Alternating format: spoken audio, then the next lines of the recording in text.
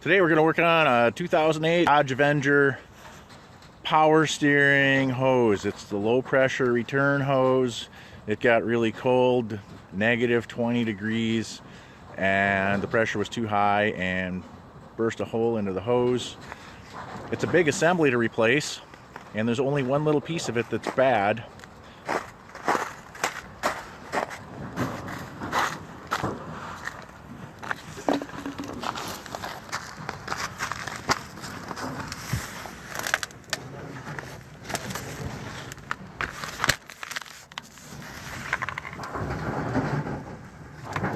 You can see the hose that's wet. If you follow up, it has a drip on it.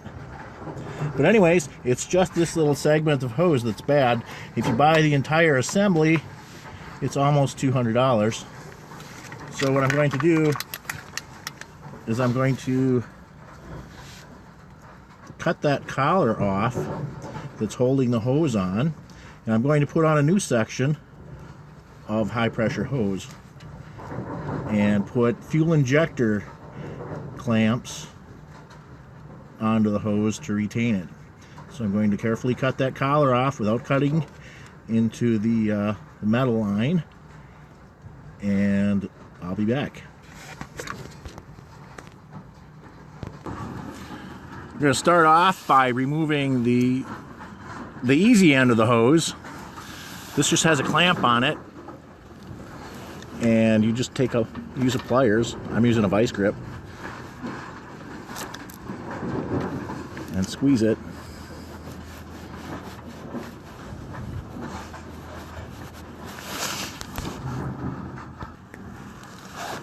And then you can take the pliers and grab a hold of the hose, not at the very end of it, but a little ways down after it's cleared the metal.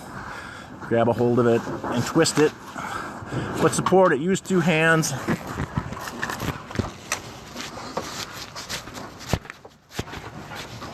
Have a container ready to catch any fluid that comes out.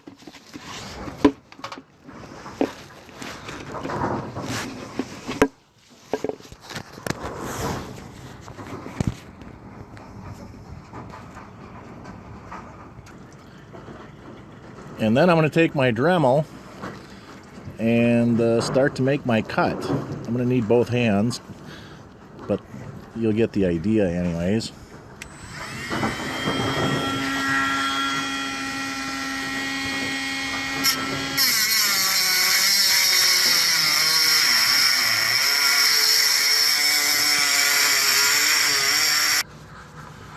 Okay, I don't know how well it shows up, but you can see I've got two side-by-side notches cut in that collar, and I'm going to take a screwdriver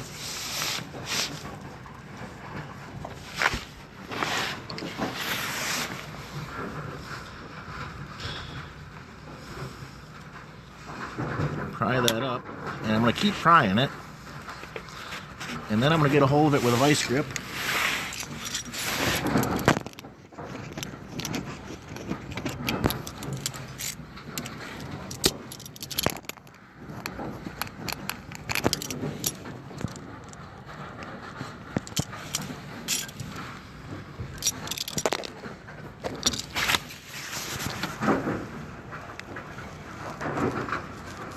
And then I'm going to start to open it up like a tuna can.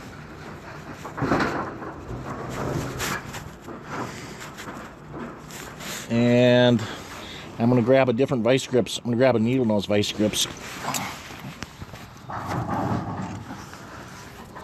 Like this. And then I'm going to continue.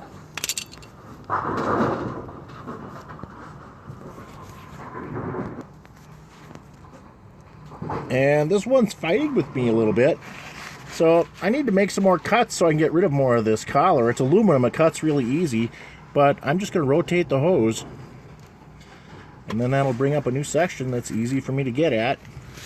And I have my bucket under it catching it because it continues to drip. And here I got a good bite on it with the needle nose vice grip. Again, I've been spinning it like a tuna can to open it, and right at the top. Yeah.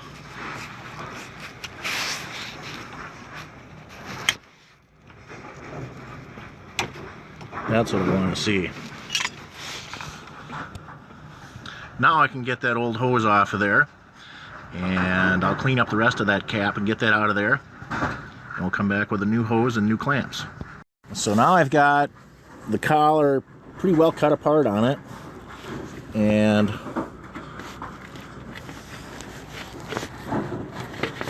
work the hose and the collar off.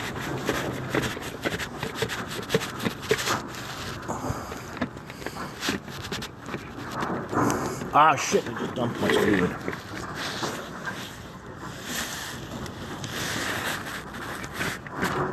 All right, so now we're left with a beautiful end of a line to connect our hose on. It already has a really nice flange, so when you're cutting that crimp off of the outside, make sure you don't cut too deep, because you don't want to cut up the metal pipe that's inside. Just take your time and be gentle with it, and don't push too hard on these or twist these too much. They're pretty fragile, and we'll get the new hose on there.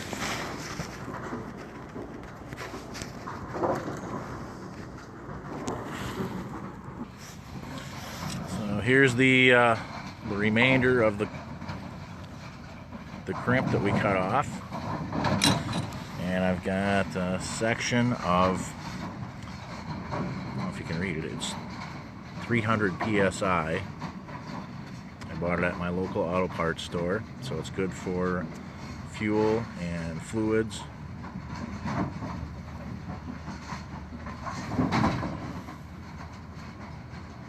Anyways, we're gonna lay it next to the other one, and we're gonna cut it to length here.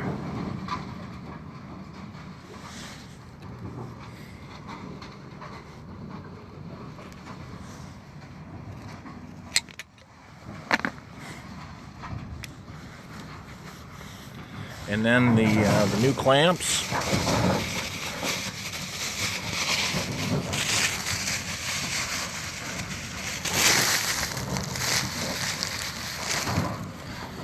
Are for fuel injection, so should hold this on real well.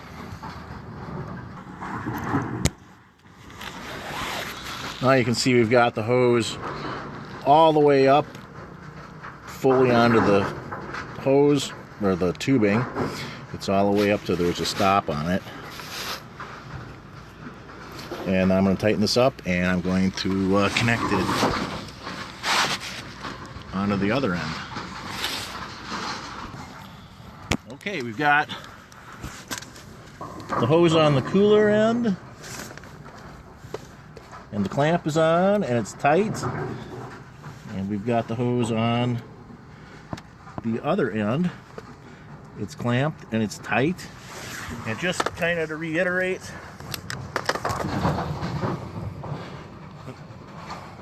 this is what we cut.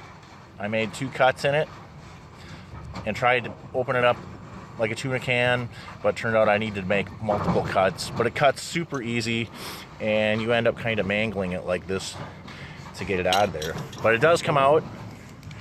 Take your old hose off, use that for your measurement for your new one.